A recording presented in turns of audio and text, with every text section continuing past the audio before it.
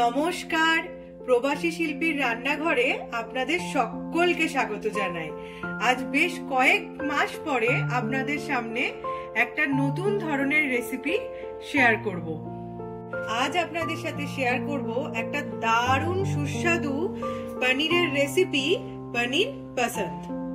চলুন দেখে নেওয়া যাক এই রান্নাটা করতে গেলে আমার কি কি লাগবে। প্রথমে আমি নিয়ে নিয়েছি পনির, আর পনির গুলোকে আমি এরম শেপে নিয়ে নিয়েছি।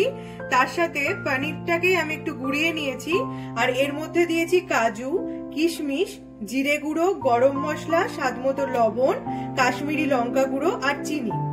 এখানে গোটা গরম মশলা আমি ফোড়ন দেব, তার জন্য নিয়ে নিয়েছি গোটা গরম মশলা, জিরে আর জয়িত্রী।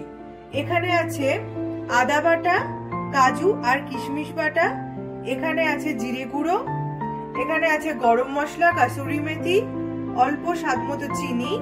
আর এখানে আমি একটা ব্যাটার তৈরি করে নিয়েছি। এটার মধ্যে দিয়েছি ময়দা, কর্নফ্লাওয়ার, একটু স্বাদমতো লবণ দিয়ে জল দিয়ে ভালো করে আমি গুলে নিয়েছি। আর এখানে আছে টমেটো বাটা। তাহলে চলুন রান্নাটা এবার শুরু করা যাক। প্রথমে আমি এই পুরটাকে এই পনিরের মধ্যে ভরে নেব।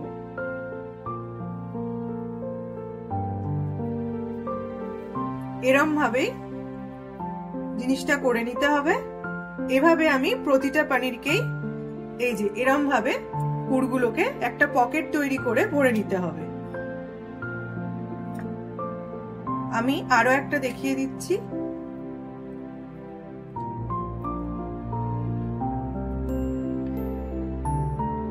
এভাবে আমি বাকি পনিরগুলোকেও পুরটা ভরে নেব। আমি একটা ফ্রাইং প্যান নিয়ে নিয়েছি, আর তার মধ্যে সাদা তেল দিয়ে দিয়েছি। এবার তেলটাও গরম হয়ে গেছে। আমি এই পনিরগুলোকে এই ময়দা কর্নফ্লাওয়ারের যে আমি ব্যাটার করে রেখেছি সেটার মধ্যে গুলে আমি সেটার মধ্যে ছেড়ে দেব। দিয়ে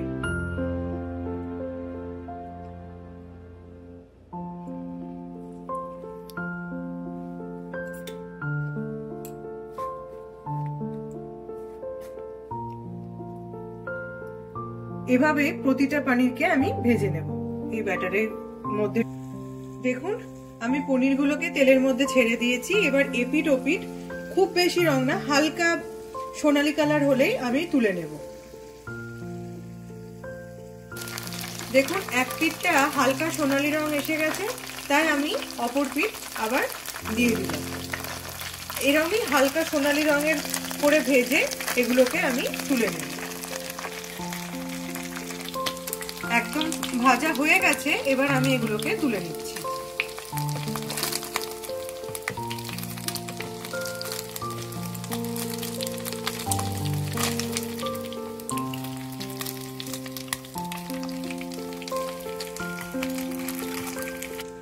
পনিরগুলো ভাজা হয়ে যাওয়ার পর তারপরে আমি আরেকটা ফ্রাইং প্যান নিয়ে নিয়েছি।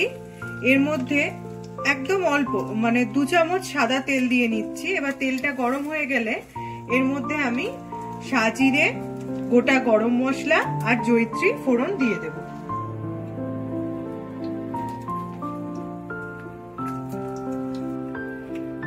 এবার এর মধ্যে আমি মশলাগুলো দিয়ে দিচ্ছি। সাজিরে, লবঙ্গ, জয়িত্রী, দারচিনি আর এলাচ। 10 সেকেন্ড মতন এই মশলাটা আমি ভেজে নেব। ভাজা হয়ে গেছে মশলাটা। এবার এর মধ্যে আমি আদা, কাজু বাটা আর টমেটো বাটা দুটোই একসাথে দিয়ে দিই।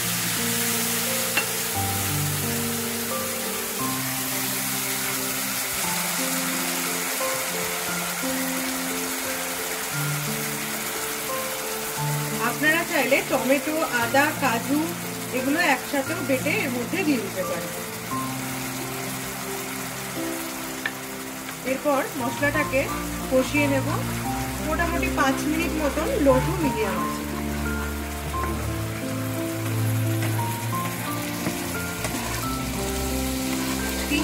হলো মশলাটা লো টু মিডিয়াম আছে, আমি ভালো করে ভেজে নিচ্ছি। এর মধ্যে আমি সামান্য কাশ্মীরি লঙ্কা গুঁড়ো দিয়ে দিচ্ছি রঙের জন্য। মশলাটা ভালোই ভাজা হয়ে গেছে, এবার এর মধ্যে আমি জল দিয়ে দিচ্ছি আর দিয়ে দেবো স্বাদ মতো লবণ আর চিনি। এই রান্নাটা একটু মিষ্টি মিষ্টি হয়, তো চিনির পরিমাণটা অল্প বেশি থাকে।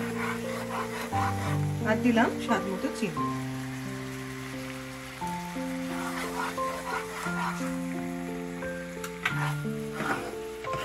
আর খুব বেশি জল দেব না।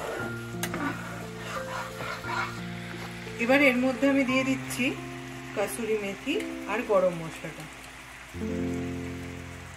এটা দিয়ে ভালো করে মিশিয়ে নেব, দিয়ে পনিরগুলো দিয়ে দেব।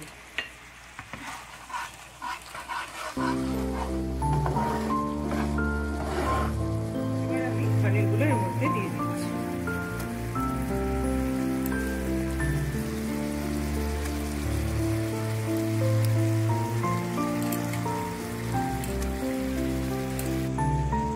রান্নাটা প্রায় কমপ্লিট হয়ে গেছে। এর মধ্যে আমি অল্প দুধ দিয়ে দিচ্ছি, আপনারা চাইলে ফ্রেশ ক্রিম এর মধ্যে দিয়ে দিতে পারেন। একদম অল্প দুধ দিয়ে দিলাম।